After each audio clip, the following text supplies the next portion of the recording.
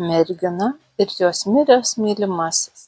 Kitą kartą susimylėjo vieno ūkininko duktė ir jų samdinys bernas. Jau ruošėsi vesti, pajuto tai šeimininkas ir jam ši meilė labai nepatiko. Jis pranešė kunigui apie jų slaptą draugystę, o kunigas paprašė Akamoną, kad juos pabaustų. Akamonas, norėdamas parodyti savo galią, rudenį sugavo tą vaikiną ir atidavė į rekrūtus. Taip ir išskyrė susimylėjusius. Mergina labai gailėjo savo mylimojo, nuolat verkė ir negalėjo jo užmiršti.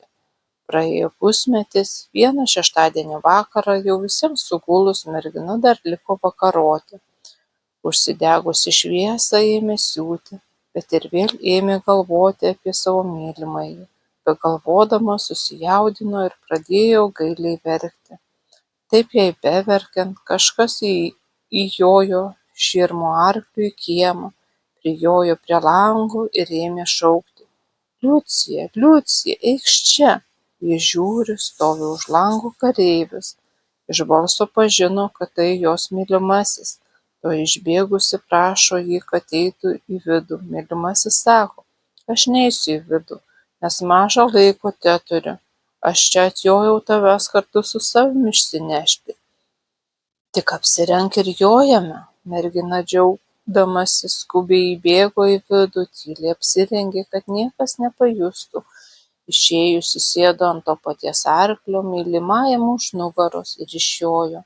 Bejojant pradėjo ją imti baimė, o šis joja ir joja, nieko nešneka.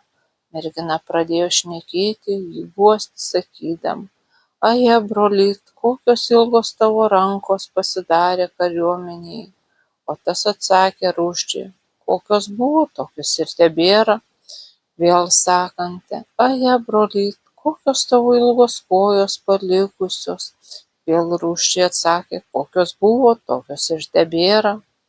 Ši vėl sakanti: aje, brolyti, kaip tu sublogęs, žandai įkritęs, nosis ilga. Vėl jai rūsčiai atsakė: kokia buvo, tokia ir tebėra.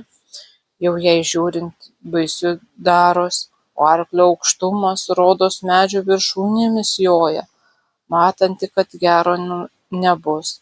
Numetusi nosinaitę ir sakanti: sustok, brolytė, mano nosinaitė nukrito, reikia suieškoti. Tavo nosinaitė jau kitoje apskrityje liko. Nusigando Liucija, bus blogai, kad taip greit joja. Numananti, kad jau pats vidurnaktis, pamačiusi trobelę su šviesa ir šokusi nuo arklio, nebijojusi ir susitrenkimo. Nukritusi žemėn ir bėganti prie tos šviesos, kai tik ji nušoko nuo arklio ir jos brolytis paskui nušokęs įbėgti, o tas vytis, o suspėjusi įpulti į trobelę, ten radusi budynės ir puolusi tarp budėtojų pasislėpti, kad tik kareivis įbėgęs į vidų. Numirėlis tuoj atsikėlęs nuo lentos ir griebėsi į glėbį.